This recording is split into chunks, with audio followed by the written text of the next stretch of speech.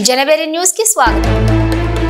పల్నాడులోని Punjab haemoglobin D ప్రభుత్వ ఆసుపత్రి pathology విభాగం అరుదైన పంజాబ్ హిమోగ్లోబిన్ డి రోగ నిర్ధారణను గుర్తించారని సూపరింటెండెంట్ డాక్టర్ కిరణ్ కుమార్ తెలిపారు.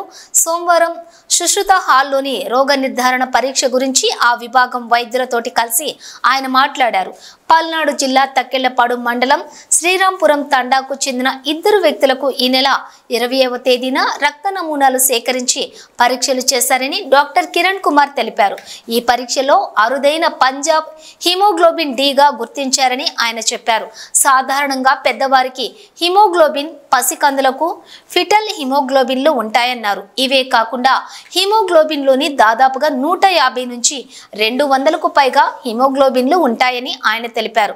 వాటిలో పంజాబ్ హిమోగ్లోబిన్, ఇరాన్ హిమోగ్లోబిన్ డిగా గుర్తించారని ఆయన తెలిపారు.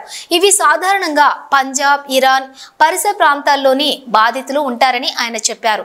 ఈ కార్యక్రమంలోని పాథాలజీ విభాగం HOD doctor C Aparna, assistant ప్రొఫెసర్లు doctor T Bharat, doctor Mahesh, doctor Lakshmi పాల్గొన్నారు. గవర్నమెంట్ హాస్పిటల్లో ఉన్నామండి. ఇక్కడ మనకి పెథాలజీ డిపార్ట్మెంట్ బృందం అయితే మాత్రం అంతా ఉన్నారు. మనకి ఇక్కడ పెథాలజీ డిపార్ట్మెంట్ వాళ్ళు చాలా రకాలుగా వ్యాధి నిర్ధారణకైతే మాత్రం వాళ్ళ సహాయం ఎనలేనిది, మనలేనిది. ఈ మధ్యకాలంలో చూస్తుంటే కొత్త కొత్త జబ్బులు కూడా కనుక్కోవడానికి పెథాలజీ వాళ్ళ అవసరం ఎంతో ఉంది, ఆవశ్యకత ఉంది. వాళ్ళు చాలా నిష్ణాతులైన వైద్యులు ఉన్నారు కాబట్టి మనకు వెంటనే కొత్త జబ్బులు కూడా కనుక్కునే క్రమం జరుగుతూ ఉంది. ఈ క్రమంలోనే మనకి ఐహెచ్సిసి అనే ఒక ల్యాబొరేటరీ ఉంది. ఆ ల్యాబొరేటరీలో రెగ్యులర్గా మనం హిమోగ్లోబిన్స్ చేస్తూ ఉంటాం. మనిషిలో 2 రకాల హిమోగ్లోబిన్స్ ఉంటాయి. అది అడల్ట్ హిమోగ్లోబిన్ అన్నట్టు ఉంటుంది, ఫిటల్ హిమోగ్లోబిన్. ఈ 2 కామన్గా మనం ప్రతి ఒక్కళ్ళలో ఉండేది. మన హిమోగ్లోబిన్ పర్సెంటేజ్ ఎంత ఉంది, 15%, 12%, 10% అనే ఎనీమియా, రక్తహీనత గుర్తిస్తానికి కూడా హెచ్బి ఎస్టిమేషన్నే చూస్తూ ఉంటాం. ఆ హెచ్బి ఎస్టిమేషన్ చూసే క్రమంలో చాలా రకాల హెచ్బి హిమోగ్లోబిన్స్ కూడా ఉన్నాయి. వాటిల్లో మామూలుగా మనం అనుకున్నది అడల్ట్ ఒకటి, ఫిటల్ కాకుండా దాదాపు 150 పైన వేరియంట్స్, వీటిల్లో రకాలు మనం ఎప్పుడో ప్రపంచం గుర్తించి వాటిని కూడా ప్రజల ముందుకు తీసుకొస్తూ ఉంది.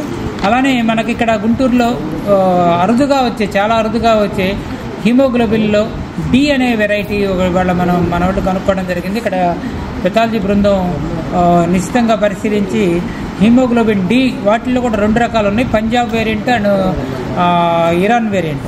ఆ పంజాబ్ వేరియంట్ యూజువల్గా పంజాబ్ పరిసర ప్రాంతాల్లో ఉండేది. బట్ ఇక్కడ మనకు మాచర్ల నుంచి వచ్చిన కొంతమంది పేషెంట్లలో ట్రైబల్ ఏరియాస్లో ఉన్న వాళ్ళకి సికిల్ సెల్తో పాటు ఈ ట్రైబల్ ఏరియాలో ఉన్న వాళ్ళకి హెచ్బిలో పంజాబ్ గ్రూప్ కూడా, పంజాబ్ హెచ్బి కూడా ఉండటం జరిగింది. ఈ 2 కాంబినేషన్లు ఉండటం అయితే మాత్రం చాలా అరుదుగా ఉంటుంది. వీళ్ళు యూజువల్గా చాలా రక్తహీనతతో, రక్తం బాగా తగ్గిపోయి 5% కన్నా తగ్గిపోయి వాటితో వచ్చిన సమస్యలతో రావడం జరుగుతూ ఉంది. వీటికి ట్రీట్మెంట్ కూడా చాలా కష్టంగానే ఉంటుంది. మూలకణాల ట్రీట్మెంట్ కానీ, స్టెమ్ సెల్ థెరపీ అని ఇలాంటివి ఉంటాయి.